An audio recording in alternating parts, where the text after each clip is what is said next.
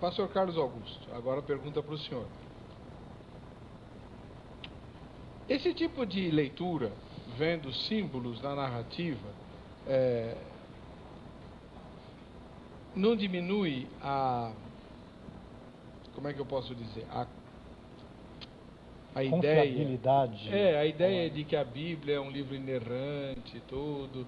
Então a gente pode acabar achando que a Bíblia não está contando realmente a verdade, né? Não houve de fato necessariamente um fruto, né, que foi ingerido, não havia de fato uma serpente, né? Talvez não fosse só um casal ali, sei lá. A interpretação pela via simbólica não abre portas perigosas? Abre, Heber. Do ponto de vista cristão, sim.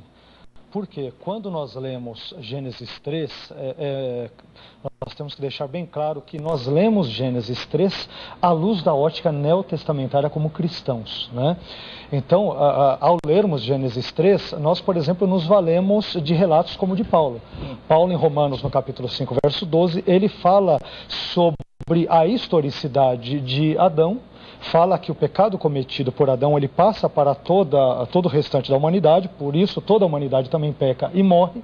E ele vai dizer depois em 1 Coríntios capítulo 15 que assim como a humanidade morre por meio do pecado de Adão, ela é vivificada também em Cristo, no caso daqueles que creem nele como Senhor e Salvador. Ora, se eu não entender Adão como sendo um sujeito histórico, um sujeito dotado de historicidade, eu também comprometo a própria pessoa do Jesus histórico, quer dizer, Jesus existindo como sendo uma pessoa histórica. Agora, eu entendo nesse texto que, além de nós termos uma base histórica, eu entendo que Adão, Eva e a serpente foram, de fato, 3 personagens históricas. Todavia, além deste substrato histórico, nós também temos referências simbólicas. Por exemplo, foi muito bem mencionado aqui na reportagem que em várias outras culturas a serpente ela tinha algumas associações com a cura, com o mal. Então, só para a gente também situar esse texto dentro do contexto mais amplo, Heber, nós temos, por exemplo, no Egito. No Egito, uma serpente chamada Apófis, ela era representada, né, por esse estereótipo de uma serpente, e também representava as trevas, que eram inimigas do deus Sol Ra. Inclusive, muitos entendem que o texto ali de Êxodo, quando diz que uma das pragas foi a praga das trevas ou da escuridão, naquele momento nós teríamos uma vitória parcial de Apófis contra Ra, ou seja, seria um duelo de titãs ou de divindades egípcias. No contexto babilônico, nós temos a divindade Marduk, que ela acaba sendo representada por um grande dragão que tem chifres na sua cabeça e que destrói a serpente, que representa ali também no contexto o mal. Então, em várias outras culturas, nós vemos esta associação.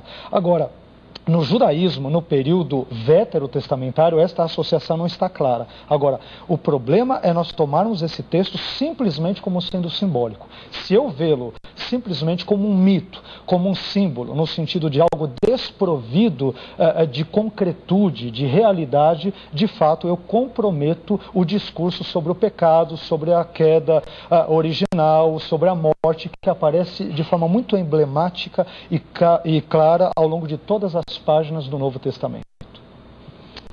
Muito bem. Depois eu queria questionar isso, que eu tenho a impressão que não precisamos chegar a tanto. Dá para ver o texto como mitológico, usando a palavra mito no sentido técnico. Né? Aliás, professor... Literário, né? No sentido literário. Ok. Né? O senhor pode explicar para o telespectador que sentido é esse? Porque às vezes a gente fala mito, o telespectador comum entende mito como sinônimo de lenda. Sim. Em muitos casos, Heber, de fato, a Bíblia, como gênero literário, ela também possui lendas, no sentido literário.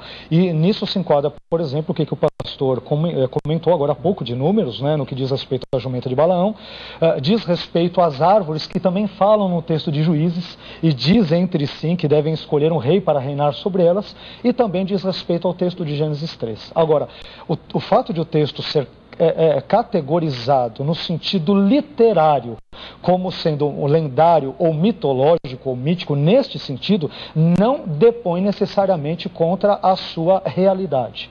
Então, Gênesis 3, se nós vermos ali a ideia de um mito, no que diz respeito ao aspecto literário, isso não depõe contra a sua realidade. Isso é importante, essa distinção que o pastor colocou.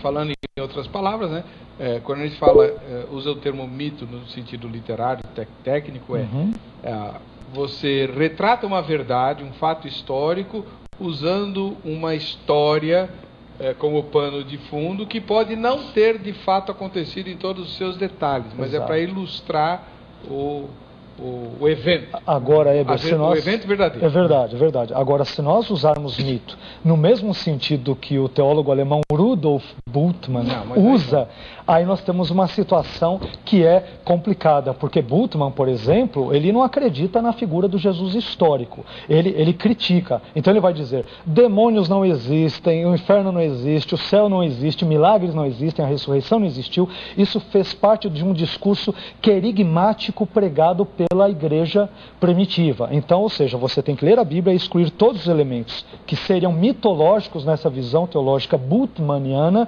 e isso de fato compromete totalmente a historicidade e a veracidade do texto bíblico. Mas e não é o que estamos promovendo aqui. O Barth sepultou o Bultmann. Já foi. Mas tem muitos ainda que acreditam nele nas suas pressuposições teológicas, né? Mas esse é outro assunto, né? Nós queremos saber o que você pensa a respeito da serpente de Gênesis 3. De fato, houve uma cobra lá que falou com Eva e levou a nossa mamãe lá do jardim a fazer besteira? Na minha opinião, a preparar a primeira salada de frutas da história. Porque, afinal de contas, Adão não comeria o fruto se soubesse. Botou um creme de leite em cima e disfarçou?